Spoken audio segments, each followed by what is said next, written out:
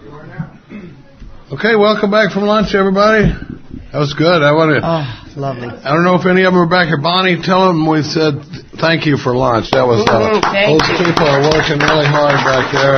Sorry we ran so close to that lunch break. We won't do that again. And you know what it's like if you've been of service to a lot of drunks. Most of us don't do a darn thing, but we have a lot of ideas about how it could have been done just a little bit better, And so, for those people that are back there doing it, I admire them. We're not always the most grateful bunch. I'm going to start off with the set-aside prayer again. Dear God, please help me set aside everything I think I know about myself, the big book, the fellowship, the steps, and even you, God, so that I could have a new experience. Please help me to see the truth. Amen. Katie did a great job of doing step 3 there. And we're going to roll into step 4. Nice job, Katie. We got an hour and 15. I've got some handouts up here. I can't find the one I use it. Now, I want to say, remember when I said I like to read and look for things that I agree with?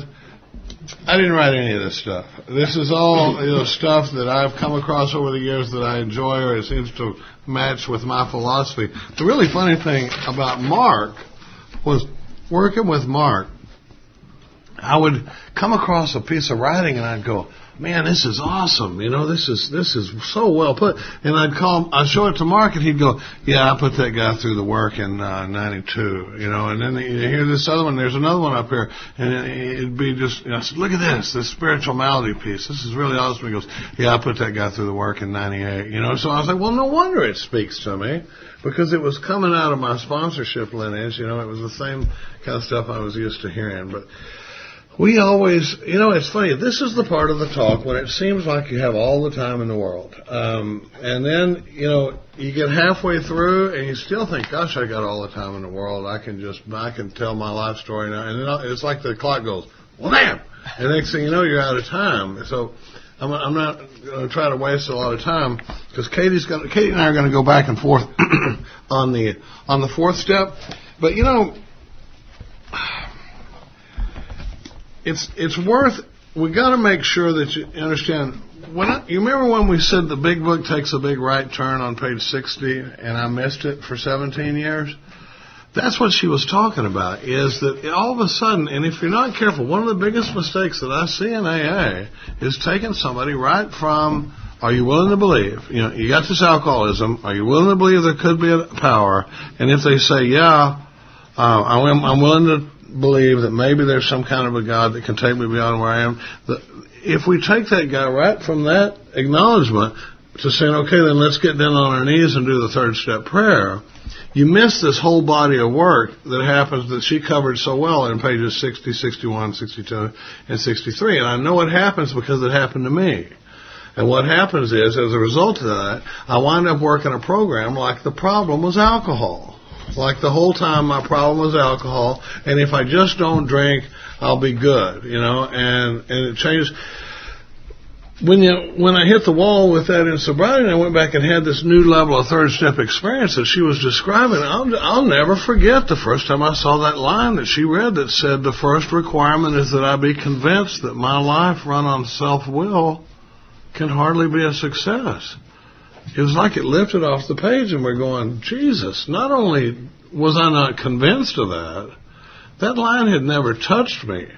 And if you watched me move around out in the world, you darn sure were not seeing a guy that was convinced that his life run on self-will could hardly be a success. What you were seeing was a guy that thought, now that you got the alcohol off of me, I'll take it from here, which is just the opposite of what we're talking about. So that second surrender that Katie talks about is the one that happens, and for some of us, it may never happen. For some of us, it may happen well into sobriety. The first surrender is a surrender to alcohol and outside issues, and that's pretty easy because I've been beat up badly. But this surrender to self-will can take many years for some of us, where I finally get to the point where I go, okay, I got it. All right, this is my 5th marriage I've blown up in sobriety, and I got that me running the show is going to have me in constant collision with something. So when we keep going back to it, that's the turn that we're talking about that the book makes. It's right here on page 60. All of a sudden, we're not talking about vodka anymore. Turns out that vodka never was my problem. It's the only thing I ever found that would ease the pain of a life based completely on self. Me living a life based on complete selfishness gets me so uncomfortable that I got to have relief. I missed that for a long time, and you can't read these pages too many times. I mean, we're going to live in pages 60 to 63 for the rest of our sobriety. And the way that happens is, and I'm working on a chart right now. I'm not done with it yet. But you know how you see those U.S. maps for, let's say it's Delta Airlines. No plug for Delta here. They've been on my resentment list before. But you know, when you see a plug for a major airline and they got a hub city, you know, let's say the hub city is Dallas, and you look and there's a line here that goes out to St. Louis, and then there's a line that goes to Atlanta, and then there's a line that goes to Miami, and there's a line that goes. Well, I've been envisioning a piece like that out of the Big Book because, and I started working on some of it on the plane yesterday. But what it does is it keeps throwing me back to page 62, throwing me back to 62, and all throughout my book I've got places where I've written in the border restates step 3. Restates step 3, restates step 3, because it's constantly, as we're going through the work, it's going to keep reminding me of this deal that Katie described of, I got to quit playing God, and the way I do that is stay close to Him, perform His work well, and He'll take care of what I need. Very simple deal, easy to go back to in times of crisis, stay close to Him, perform His work well, He'll give me what I need. So, but it's interesting, because we're going to roll into the 4-step now, because, you know, it's funny, I was doing a men's conference out in Idaho one time, and we were talking about, somehow we got on the topic of Katie, and the guy that was taping the conference comes out from behind his table. I was sitting there, that's my favorite subject, and he comes out from behind his table, there was about 6 or 7 men sitting around there, and he goes, his wife is unbelievable. He said, she talked for an hour about step 3 and never mentioned the 3rd step prayer. And I was like, well, yeah. I mean, in fact, it's hard to get step 3 in an hour when you're talking about driven by 100 forms and this delusion and my motives and all the stuff that she covered in step 3. It didn't make sense to me until later. If your entire experience with step 3 is the 3rd step prayer, then that would be bizarre that somebody could talk for an hour without mentioning the 3rd step prayer. If my entire experience was, okay, let's get out on the knees, but when I do that, I don't know what you're talking about when you say relieve me of the bondage of self. You know, because we haven't spent that time in that body of work. So it's really important to pound that in. And then when you roll into the 4th step, I don't know what I used to do when I said I missed the self piece for 17 years. Well, it's interesting because at the end of the 4th step, and Katie talked about that, we like to work people through the steps rapidly. If you got a guy that can't recall the suffering and humiliation of a week or a month ago, I don't know how long we got to get this guy in touch with the power. But we need to get him understanding what the disease is, show him what the solution is, get him to make this decision in step 3, see what the root of his problem is, and then roll him through the rest of the work so he can experience some freedom before that mental obsession returns again. Does that make sense? Because the book says it could be a week, it could be a month. If I'm going to a bunch of meetings, it could be 6 months, 9 months. You know, for me, it was 10 months. You know, and at 10 months, I was ready to drink again, you know, my first time, because on meeting-based sobriety. Well, there's some references to when to do the 4th step in here, and I love what Scott, this friend of ours, says. He says there's 2 time references to when to do the 4th step, and he tells his sponsees you can do it on the first one, or the 2nd one, or anywhere in between. Seems fair enough, doesn't it? It says, next, we launched out on a course of vigorous action. Well, that's a time reference, right? Next. That's like right now. I used to think that this course of vigorous action was the 4th step, though. Anybody else think that? Mm-hmm. Me too. And you know, but it turns out the course of vigorous action is 4 through 9, or arguably 4 through 10. But 4 through 9, and it says the first step of this personal house cleaning, or first step of this course of vigorous action is the personal house cleaning. It gets kind of interesting here. Though our decision, what decision? The decision to quit playing God. The decision we made, you know, the decision in the 3rd step is not in the prayer. It's over on 62 where it says, next we decided that hereafter in this drama of life, God's going to be the director, right? Well, over here it says, though that decision was vital and crucial, and I'm not going to take the time to look those words up, but your vital organs, you can't live without them. And something that's crucial is highly critical. And it says, though this third step decision was vital and crucial, it could have little permanent effect unless at once followed by a strenuous effort to face and to be rid of the things in ourselves which have been blocking us. At once is a time reference. So you can start your fourth step next, or at once, or anywhere in between, But it's not make some meetings and chill for a while and try to get comfortable until you feel like working on it. It's like, go sit down. We're going to sit down now that we've done the third step prayer together. Let's get up. Let's give each other a big hug. I like to do a formal third step with the guy. I like to get down on our knees, do the third step prayer. He does a third step prayer. I do a third step prayer. And I guarantee you there's a lot of times where I'm feeling it more than he is. Because the first time I did a third step prayer, I'm down on my knees with a grown man in a room by ourselves. I'm feeling awkward as hell, but now I'm right there, and I'm feeling every word of relieve me of the bondage of self that I could better do your will. Take away my difficulties. Why? So I can chill? No, it says so that victory over them would bear witness to those I would help. It's all about helping the new guy. And when we get into this fourth step, now listen to what it says. Followed by a strenuous effort to face and be rid of the things in ourselves which are blocking us. If I'm going to stay close to God and perform His work well, like Katie was talking about, I can't stay close to you until I get close to you. Does that make sense?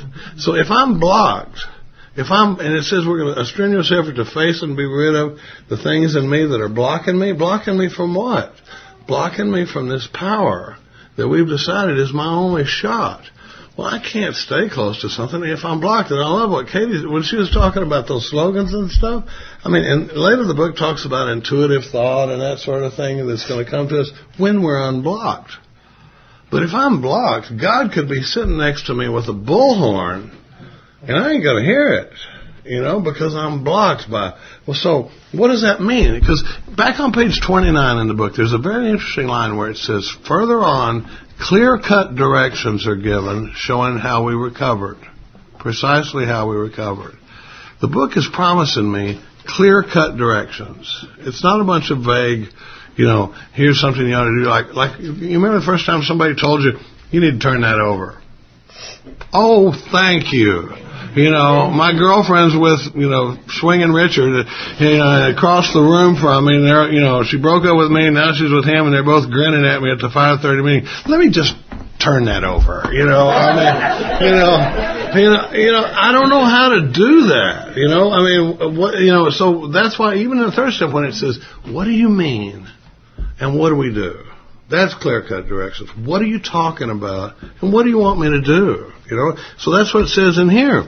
It says, therefore we started upon, it says our liquor was but a symptom. So we had to get down to causes and conditions. And I've got a drawing. In fact, I've got it in the back of my big book. I've done it with so many new guys. It's kind of hard to see. But I've got this picture of a pipeline. And on one side is me. On the other side of this pipe is God. And in that pipe, my pipe is blocked. It's full of resentment, fear. See the little thing up here? It's full of remorse, shame, harms I've done to others, fear, resentment, judgment, stuff like that, right? Self-pity, all that stuff. What we're going to try to do in this work is at least remove enough of what's blocking me for there to be some kind of a contact between me and this power. So when it says, I'm going to have to draw a little bigger picture of the pipeline, I think, at some point, but maybe I'll get a tattoo. But it says we got to get down to causes and conditions. Therefore, I looked it up. We got this 1936 dictionary up here. It's a lot of fun, And therefore basically means based on what we just said, we started upon a personal inventory. Now we're getting some information sentences. A business which takes no regular inventory to me, I like multiple inventories. I came from a school of AA where they said you only do one inventory, period, and then you live in 10, 11, and 12. And now, it is true that if you do a 4-step inventory and you get everything out in it, and then you go and you remove you do all the amends, and then you live in 10, 11, and 12, and every time you experience resentment, fear, selfishness, or dishonesty, you call your sponsor and get it all out and do a perfect daily inventory and an evening review, you'll never have to do another 4-step inventory ever. And if you do that, we'll build a statue in your honor in front of the General Service Office, because most of us sitting in this room with some time could sit down and write who somebody we're pissed at. And maybe if I know resentment's not cool. I'm not supposed to have resentment, but there are some people that kind of bug me a little bit, 'Cause I'll never forget, one of my sponsors came in, and he was talking about this guy, his business partner. And I said, do we need to do some inventory on this business partner? He goes, no, I don't have resentment, because this guy can't be wrong about anything. I don't have resentment. And I said, really? And he goes, well, it bugs me a little bit, and Katie goes, well, then we'll do a bugs me inventory. How about that? We'll just do a little bugs me inventory. And he goes, well, it bugs me a little bit that I give him $500,000 every year. He doesn't do a damn thing. He's in Houston, I'm in Austin. He doesn't do anything with the business. I give him $500,000 every year. And Katie goes, there's column 2, and he was like, Mister, get your dog off of me, He's like, I didn't mean to walk into all this, I just wanted to, and so, but that's the way it comes out, is that I walk around with some of this stuff. I've come to believe that the only people that say you only do one inventory are people who have only done one inventory. Mm-hmm. I've never met anybody that said, I've done about 5 inventories and I should have quit at 1. These last 4 I've just been backing up. But Mark used to say we're not interested in your opinion of an experience you've never had. So a lot of times people will come up and tell you what they think about taking multiple inventories when they've never done multiple inventories. I like multiple 5th steps. The last inventory I did, I read it to 3 different people. I read it to Myers, I read it to Mark, and I read it to Mary Jo, and I got a completely different take from each person.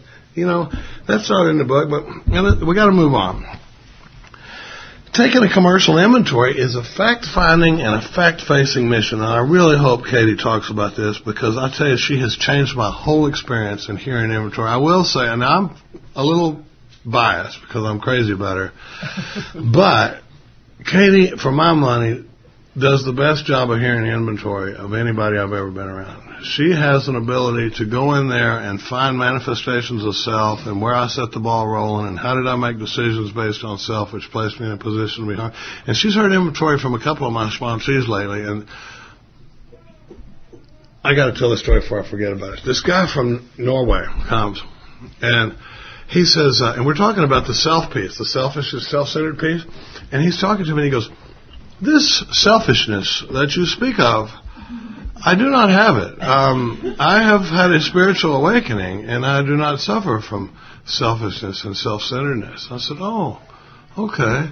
And I'm kind of thinking about how we're going to go at this guy. And so we're setting up chairs for Primary Purpose Group, and he goes, this thing you talk about with multiple inventories, I think I like that. He says, and I'd like to do an inventory with Katie sometime. And I said, now that is a damn good idea, and I said, and be sure and tell her that piece about how you don't have any selfishness. She's never met anybody like that. She's really going to enjoy that.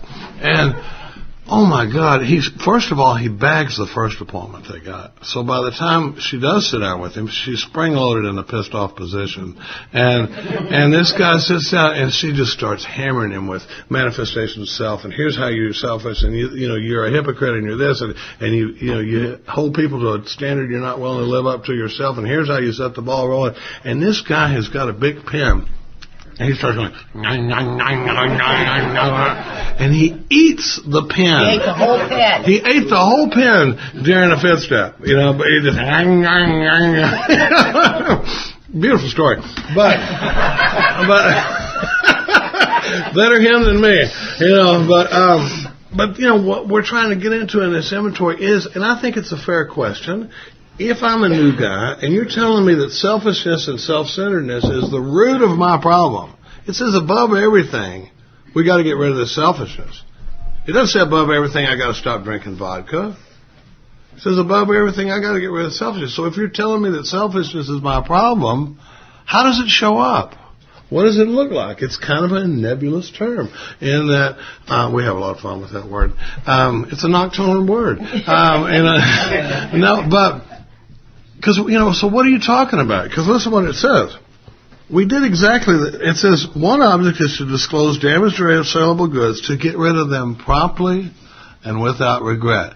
So when we do get into this work, we got to be careful not to drift into worry, remorse, or morbid reflection, because that's not promptly and without regret. That's my ego showing up in another form. It's just self-pity and me, beat myself up for. I'll never forget when I was in college, they had a gag sheet of all these imaginary workshops the psych department was doing, and the one that caught my eye was one that said, dealing with post-self-awareness depression. And I thought, that's pretty funny. I mean, it was like, once I find out who I am, how to deal with that depression, that comes with that knowledge, but I think about that sometimes in when you're doing a fourth and fifth step with somebody, is we go from being this egomaniac that doesn't do anything wrong because everything that I do is filtered through my motives and this delusion that if everybody do like I say, the whole world would be wonderful, to all of a sudden when you crush me with examples of self-centeredness and self-will in the inventory, I go from being king of the world to being a turd.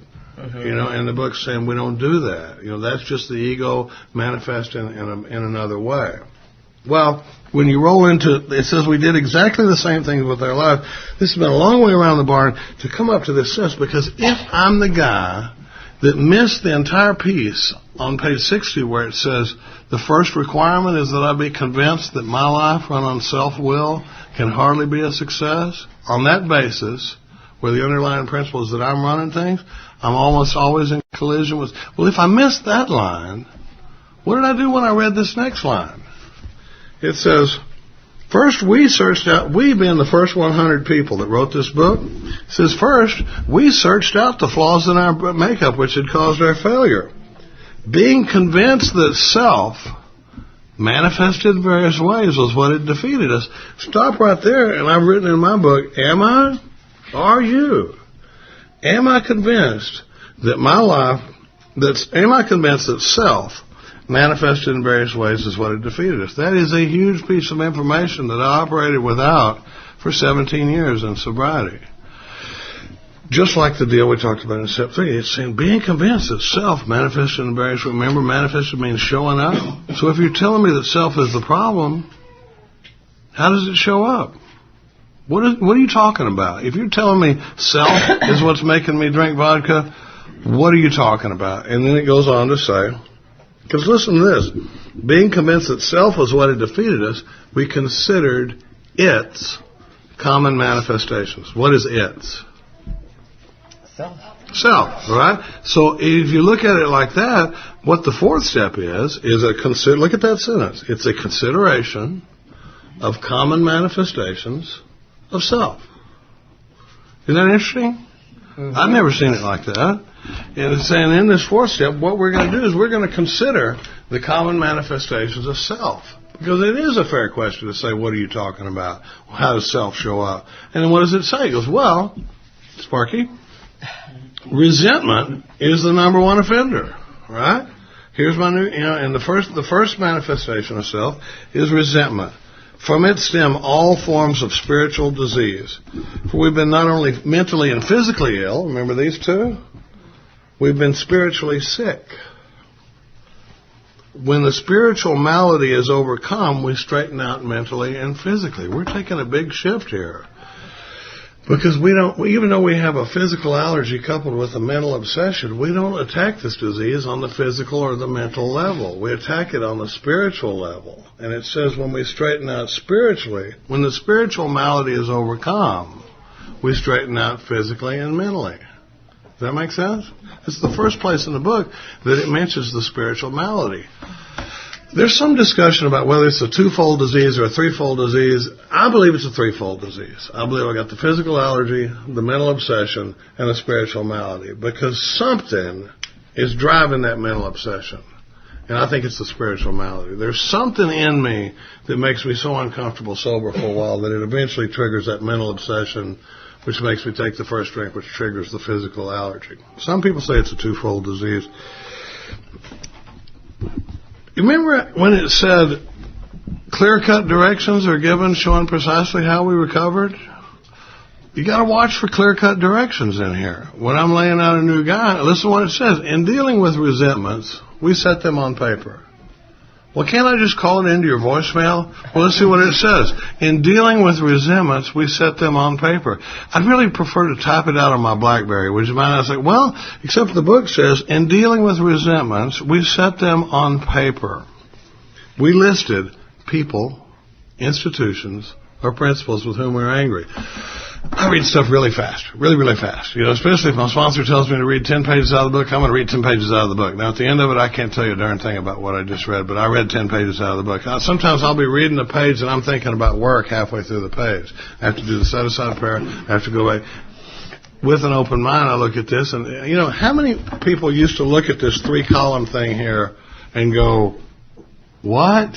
Mr. Brown and whatever, and, well, what confused me about it is we don't write it across the page like this. Listen to the way it rolls it out. It says, in dealing with resentments, we set them on paper. We listed people, institutions, or principles with whom we were angry. Right? So when I write that, bam! Stop right there. There's a direction. Do it. Go get out that piece of paper, write down people with whom I'm angry. My dad, my mom, my sister, sometimes Katie, my daughter, my mother, the guy at work, the ex-wife, the guy across the street, IRS, Delta Airlines, Sprint. These are all very abstract, I feel like I'm writing inventory up here, but I mean, bam! You see how easy that is? I remember, Myers told me one time, he goes, "Listen, I got to go make coffee. Just write down everybody you're mad at." And he went and made a 100-pot percolator pot of coffee, and when he came back, I'd written 27 resentments, 17 years sober. And he goes, "How long since you wrote inventory?" And I said, 16 years, man. I mean, my sponsor said, you only do one inventory. And he looks at the list, and it's Ford, and it's American Airlines, and it's Sprint, and it's IRS, and it's, and he's like, good God, man, collectively you resent about 5 million people. But I mean, there it is. So, see how easy that is? I mean, any good drunk can tell you who they're pissed at, and then it says, what's the next column? We asked ourselves why we were angry. When you slow it down, these are clear-cut directions.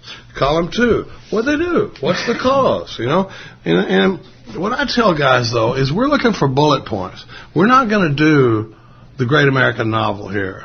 I want to hear, I'm mad at my ex because she dumped me, took the kid, embarrassed me in AA, cost me money.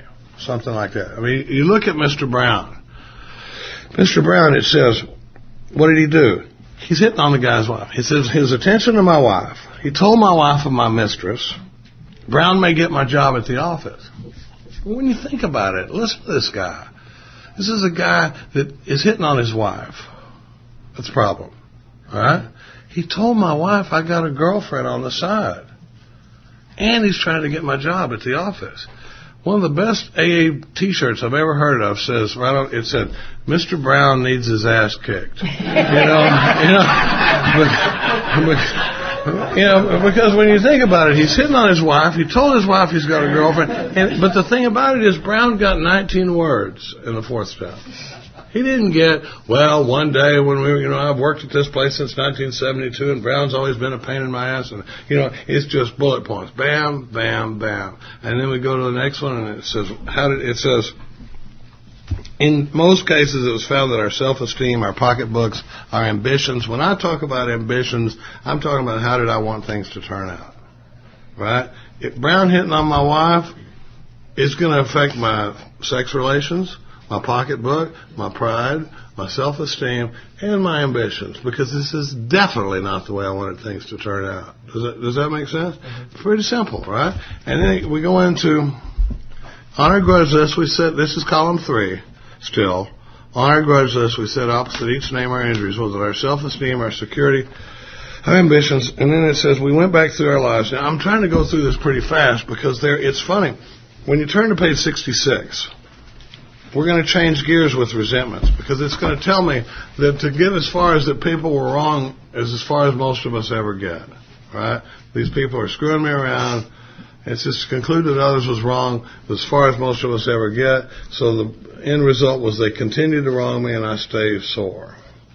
Well, it's going to go on to talk about all the way that threatens my life 6 times on page 66. It talks about how for regular people, resentment is doubtful that it's okay for them, but for that drunk like me, and I like this line where it says, whose hope?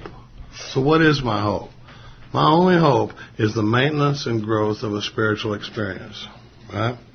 It says this business of resentment is infinitely grave. If we were to live, well, this is really only important for the ones of us that want to survive, we had to be free of anger.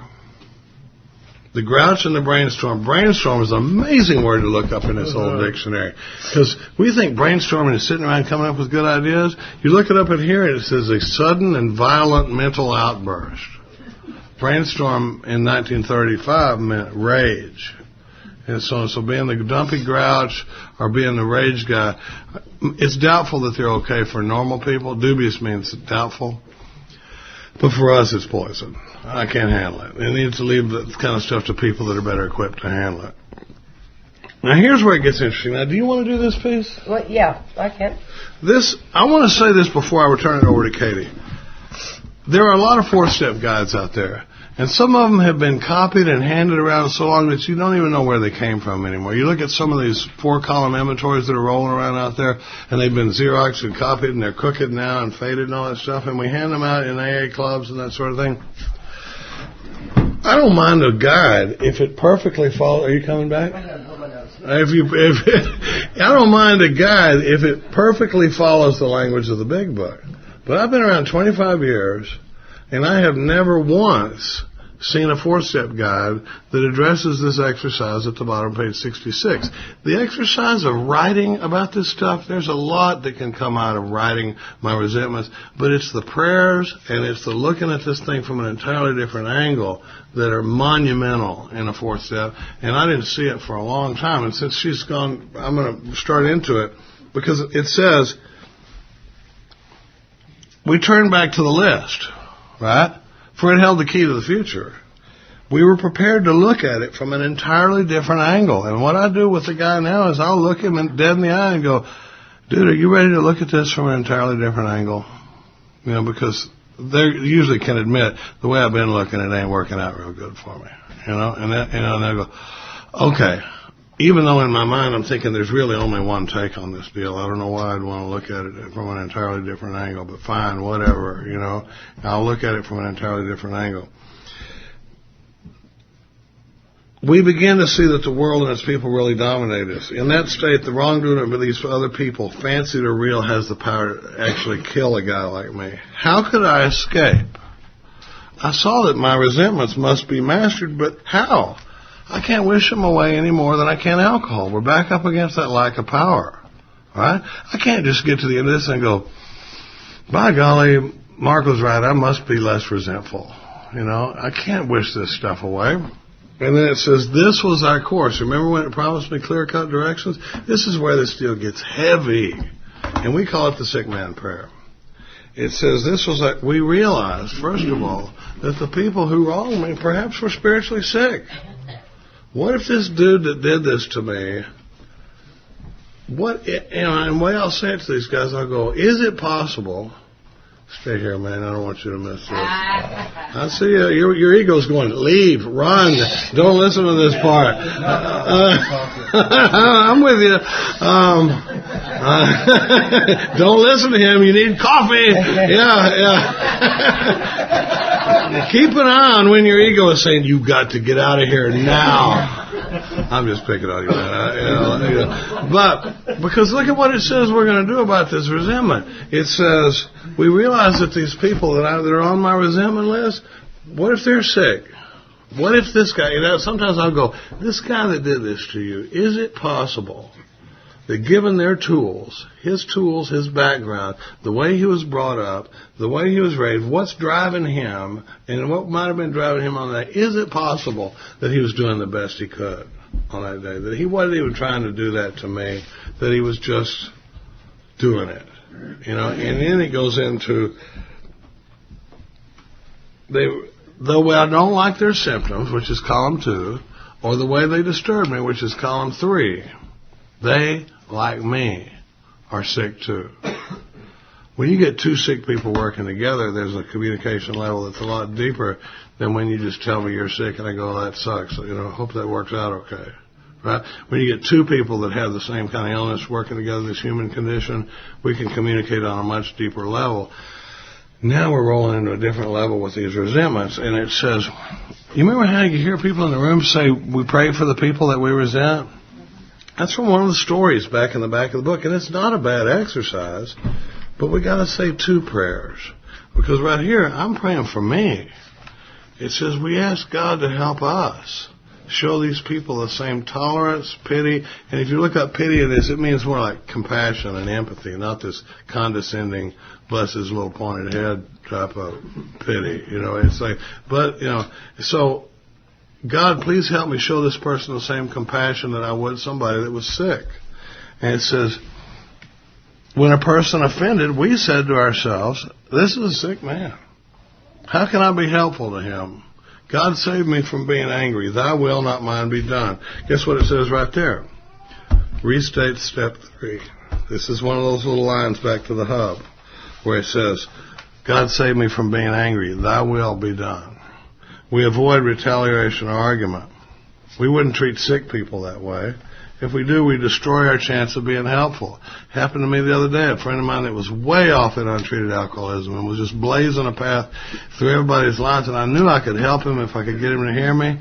But then he started pouring the hot, and he turned his guns on me, and my ego went to work, and before I knew it, I'm yelling at the guy. And after we got away from that, I was like, I have destroyed my chance of being helpful.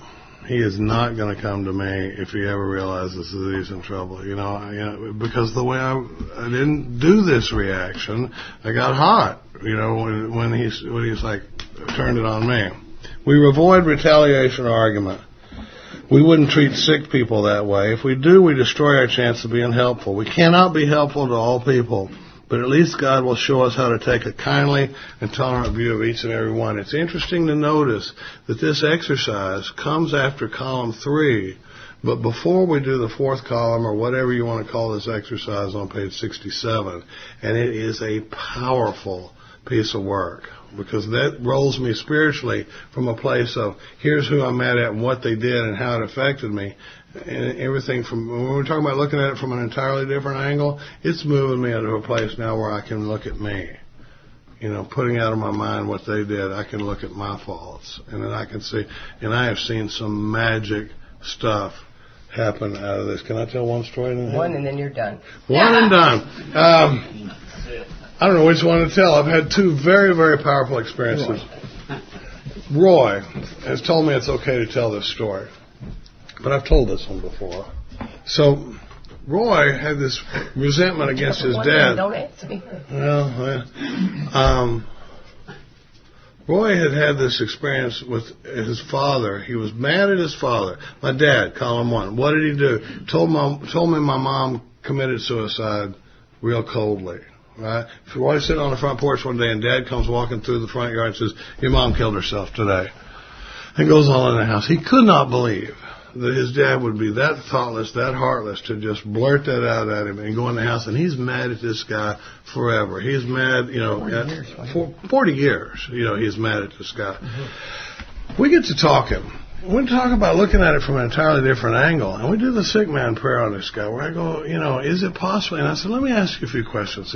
Katie has taught me volumes on this fact-finding and fact-facing mission. When I'm hearing inventory now, it's like being a reporter. You're going, now, where'd you grow up? How many kids were in your family? And where'd you follow those kids? And how old was your dad when this happened? How much money was there around? Were there other relatives around? Where were you living? You're getting all this information. And as we're shaping it up, well, you talk about looking at it from an entirely different angle. I said, let me ask you something, Roy. How old was your dad when this happened? He was probably 38. I said, okay, so your dad's 38 years old. He's been married to a woman with significant mental illness. He's been through a lot with her. She's tried to harm herself before. Today she has successfully killed herself. He's got to come home. He's got to plan a funeral. He's got to notify everybody in this little town of Rockport, Texas, that his wife has killed herself. He's got to worry about the judgment he's going to get from all of them, all these people in the community. He's got to plan a funeral. He's got to figure out how to run a family and make a living with 3 kids at the house. Is it possible?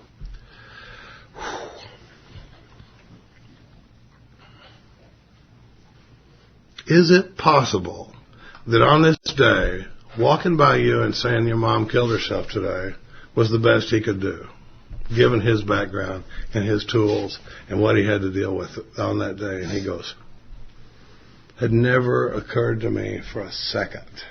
That's what we're talking about when I talk about self-centeredness. I don't think about what this guy's going through. None of my memories from childhood have anything to do with anything but me. I don't remember any of the struggles my parents were going through or them trying to, it was all, am I going to get the bicycle or not? And it's the same thing here. We're always like, that had never occurred to me for a minute. Now what happens when Mark used to say that the 4th column turns the 2nd and 3rd column into a lie. And when he first said that, I didn't know what he meant. But when you put this process to work, I can't tell you how many times you'll see the 2nd and 3rd column evaporate. That what Dad did and how it affected me. You get the guy in the 4th column, all of a sudden he goes, oh my God, could I be any more self-centered? Jesus. Not only that, but I've been treating Dad like crap for the past 35 years. So not only does he not owe me an apology, now he moves over to my 8th step list. I owe him an amends. I've seen it happen over and over and over again. I had a guy in my office Wednesday that just turned bright red when we looked at it from an entirely different angle because he was so embarrassed by how self-centered he was in his situation with his in-laws. He's just like, oh my God, I cannot believe I had that selfish of a take with it. But with Roy, I watched a 42-year-old resentment just go like that. And all of a sudden, I got to find my dad and make amends to him. It's an unbelievable piece of work, and I've missed it for a long time. And I'm going to turn the rest of that over to Katie. Well, I swear, I just love that Roy piece. Katie, alcoholic. Hey, Katie. And I don't have that same experience. If you heard my story last night, my dad remarried 3 times in 18 months, and we had several live-in housekeepers. And I resented my father so badly for so many years, especially coming into AA and thinking once you remove the alcohol, I'm fine. My problem is codependency, family of origin, right? Because it was back in the 80s. That was what was being talked about a lot in the rooms. And, I just walked into AA. I had no other idea of knowing anything but that. And so I resented my father so badly.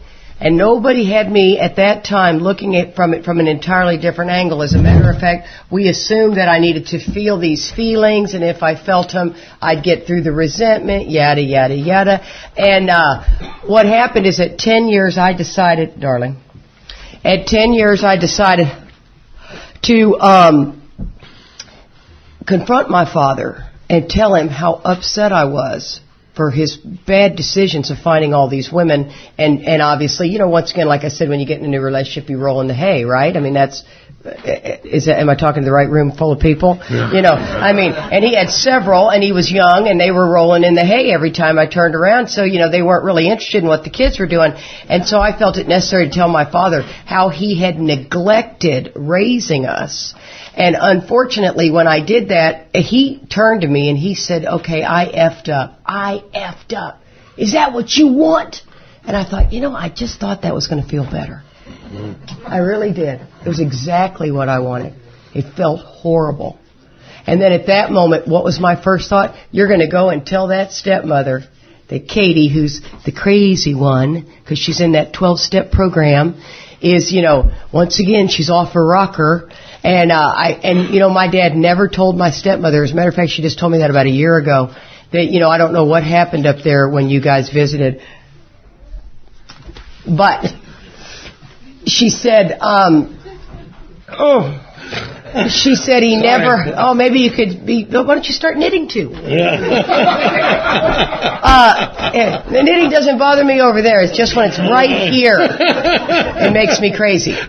And, no, Martha, no, Zed does not bother me. My husband could maybe paint his toenails here in a minute. Some dental floss or something, honey. You need anything else? So, back to my train of thought was... He never told her. Thank you. He never told her. And, she told me, she said, your father never told me what happened that weekend. So he did respect that. However, what my point is that I never got to see what this man went through when he lost my mother and he had these 3 children until I experienced it when I lost my husband. So not only, and I'll try to get through this without crying, not only did I not get to see what Roy saw it through an inventory process, I got to live it, and I did exactly to my son what had been done to me by my father, because at that given moment, there was no way I could think of anybody but me and the pain I was in, and I neglected my son, who was 15 years old. I let him sit in that house with no groceries. Stone cold sober I was. Not drinking, couldn't blame it on the booze. And I made him lie for me to people and tell him what else I was doing. And I put this young man in so much pain and in so much jeopardy because I'd lost my husband. The exact same thing my father went through. And unfortunately, my dad died. And I never, ever got to make that amends to him. But when I woke up to what I had done, I was so riddled with so much pain of how self-centered I was to have not said to him, Dad, I am so sorry. You really did do a great job, because it turned out to be a pretty good kid. And so I have gone through the process that you have to go through after they pass away to make this incredible amends. And let me tell you, I am very freed of the guilt and the shame and the remorse of it. But I have to tell you, it is remarkable. We ask God to wake us up, yes? It says upon awakening. And it's talked in all spiritual languages that awakening is what we're begging God to do. Wake me up. How can I uncover, discover, and discard? Not uncover, discover, and lather ourselves in self-pity after we see what, self-centered people we are, but to uncover and discover. And then when we ask God to wake us up and we see it, we go, you know what, maybe I do want to go back to sleep. You know what, this is a little too much for me. This is almost too much for me to handle. I need to go back to sleep. And God's saying, you asked me to wake you up. Stay awake so we can get through this. This is an amazing process, because it's not who I am, it's what I made myself, right? And now, Martha, you're still going to knit through this process, right? Have I stopped the knitting? Oh, I'm sorry. Well, and see, once you're awakened to this deal, you end up realizing, guys, oh my gosh, so I'm getting ready to be free. When it says reborn, I mean, birth is painful. Well, I'm looking at boys. Birth, women. I like the whole process. Yeah. Birth is unbelievably painful, but you're getting ready to experience something amazing, right? And when it talks about being reborn, this stuff is painful to look at. It's painful to uncover. But oh my gosh, I got to get through that. Spiritual growth is only through the touchstone of pain, right? And here's something that I find very interesting. It says, back on page 64, where it says, therefore, we started out on that personal inventory. Regular people who don't take regular inventory usually go broke.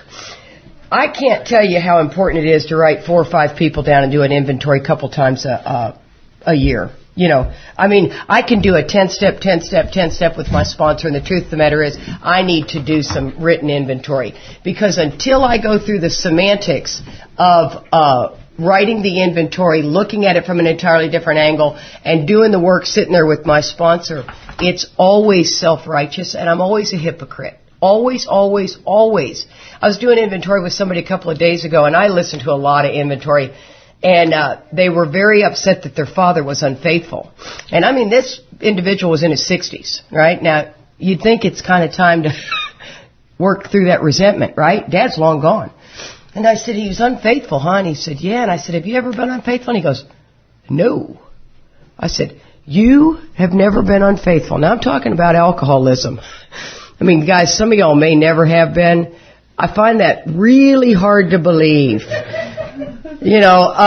Never, ever unfaithful. And he goes, well, not when I was married. Oh, so we're talking about an old idea. See, that's infidelity if you're married. I mean, adultery if you're married. But have you ever been in a committed relationship with somebody not married and screwed around? He goes, well, yeah. Oh, I see. So what we are is a hypocrite, yes? Now, I'm not saying what Dad did was okay. But I'm just saying the hypocritical aspect of I did the same thing. And that's what we're talking about. So when it says taking a commercial inventory is that fact-finding and fact-facing, I'm on the fact-finding is the searching. It's really my job. Because, see, women especially are the worst. Women, and that's one of the reasons I think women should work with women. I will stand firm in this, and I know I'll piss a bunch of people off when they hear this on the tape.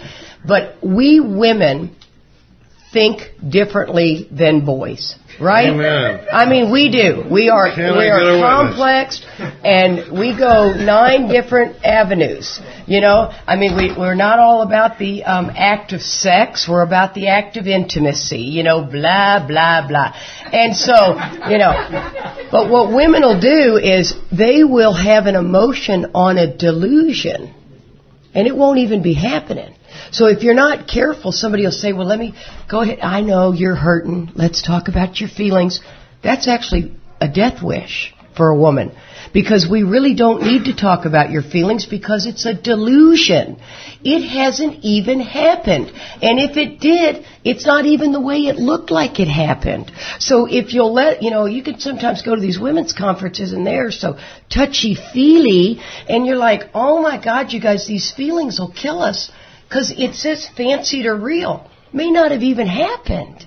Right? So that's why I'm so careful when I'm working with women is, like I'll say, stop crying. There's no crying in baseball, man. Stop. Stop crying. You're crying over something that didn't happen. And how many women do you know when you start telling a story and then you go, and then you're like, Jesus. It's as if it's happening again. Stop. Come on, ladies. I've never met anybody like that, honey. No. And this one here, he'll go, Katie, I can't even understand a word you're saying. You're crying so hard. I'm like, sorry. And I am as if it was happening at that given moment. That my sponsor calls it the abyss. Stay away from the abyss, Katie. It'll kill you.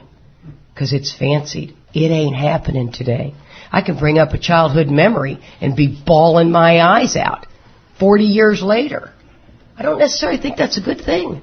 Not if we believe in this loving God that says, let's take away my difficulties so that victory over them can help this girl who needs it. So that she's not living in pain with a 40-year-old memory that keeps haunting her. And that's what I believe. And trust me, I've had enough counseling to where it was like, oh, the 12 steps brought me the freedom. Don't get me wrong. I'm not knocking counseling, but I think we can take it to a limit. Yes. No, kind of, maybe.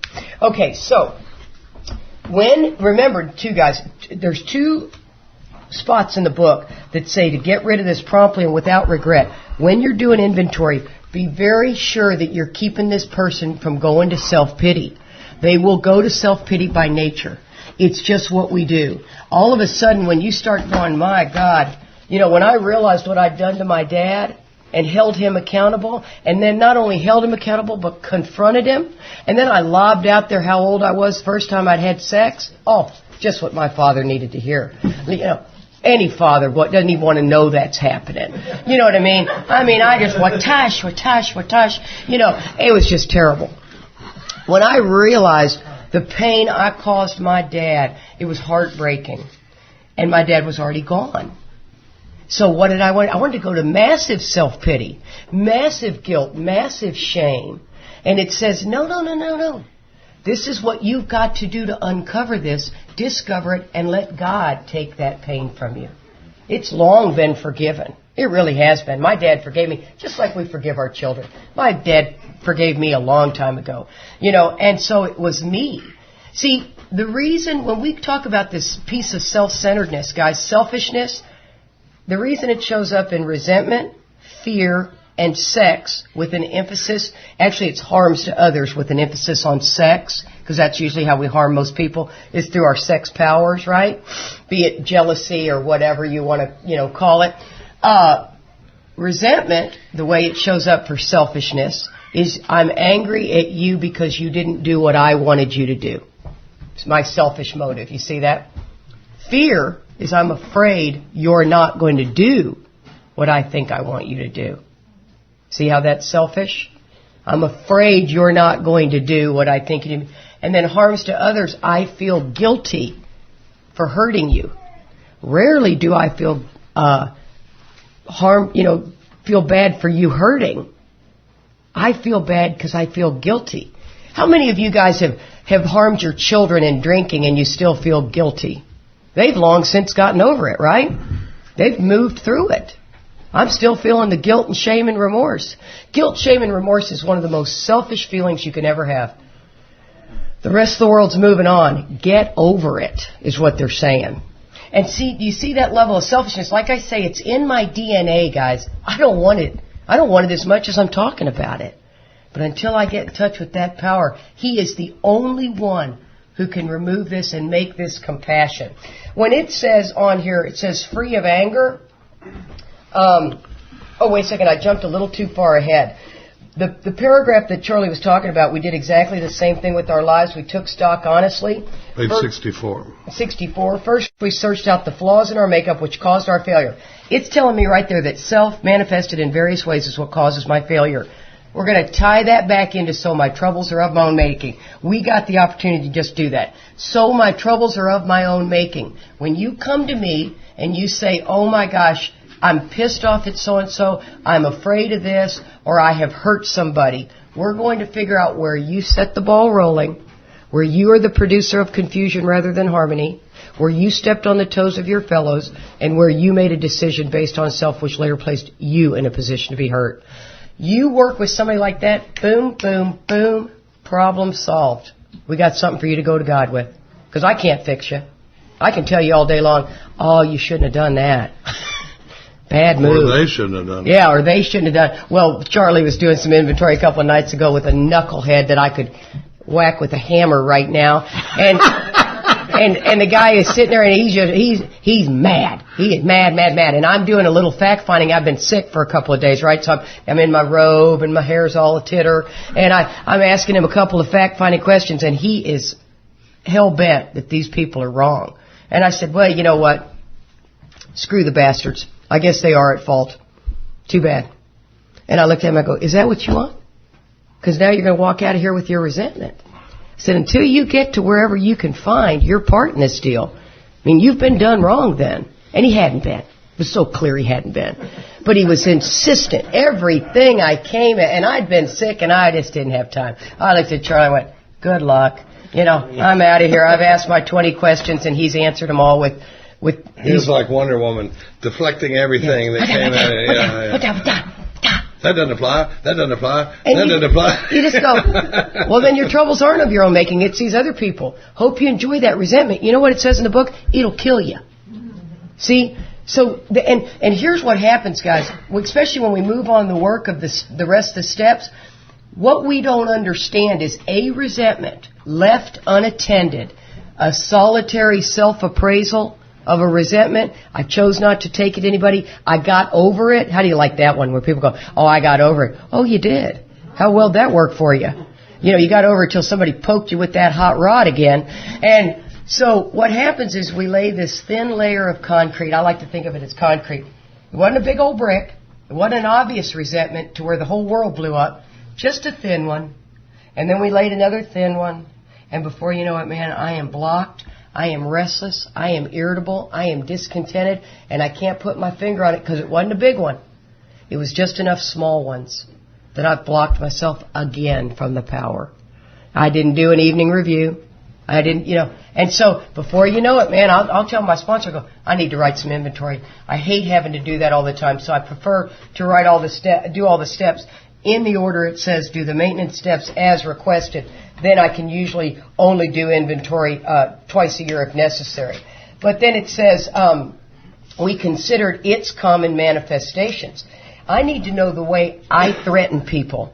I am so blinded to my level of self-centeredness. It's funny, I've got to tell the sandwich story. We're doing a workshop in London, London, Ontario. And we take the breaks just like we took, and, everybody eats, and Charlie and I got to be real careful that if we'll sit and talk to you, we'll miss lunch, and we won't eat, and, you got to just keep that in mind. And so I'm talking to these three guys, and I've moved over to some other spot, and this girl walks up, and, she's got a sandwich made, and she comes and sets the sandwich down, and she looks at one of the guys, and he smiles at her, and she smiles at him, and I just think this, she brought him a sandwich, right? So we're talking, I look, I go, oh man, I'm running out of time, I better eat a sandwich. And I said, is that sandwich for you? Did she bring that for you? And he goes, oh, I didn't even know who she was. And I thought, well, she clearly brought it for me, because I'm the speaker, right?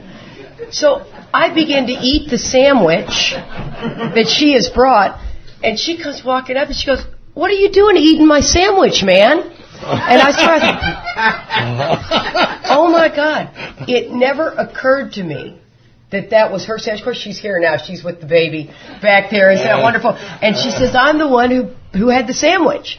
And it never occurred to me that was her spot I was sitting in. And she was bringing a sandwich and going back to get a drink. She was looking at it from an entirely different angle. Yeah, and so that's what we're talking about. When I sit down to do inventory, somebody is going to make me see this from an entirely different angle. Well, how do you fix having half-eaten her sandwich?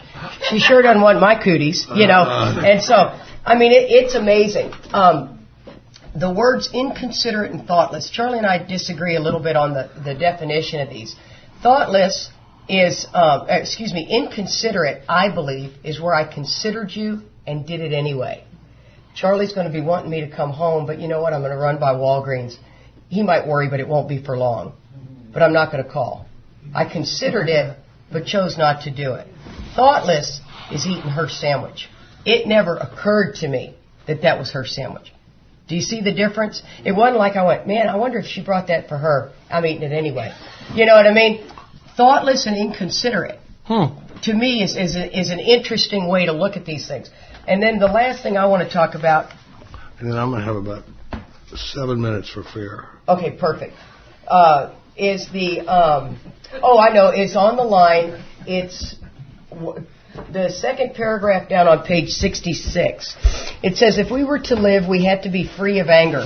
I think there is a strong misunderstanding of this, especially if you're a hothead like I am. How many of you guys are willing, and you don't have to show raise of hands, that you are capable of a rage fit? You're capable of acting like a 12-year-old, a 6-year-old, where you are having a hissy fit, and you walk out of there and somebody looks at you and you go, what are you looking at? You'd act the same way as I did if they'd have treated you like that. Jesus. Okay. Yeah. I'll give you something to cry about. So it says we have to be free of anger, and I think, unfortunately, what a lot of people have a tendency to do in AA is they think they're free of anger, and they have gone to silent scorn.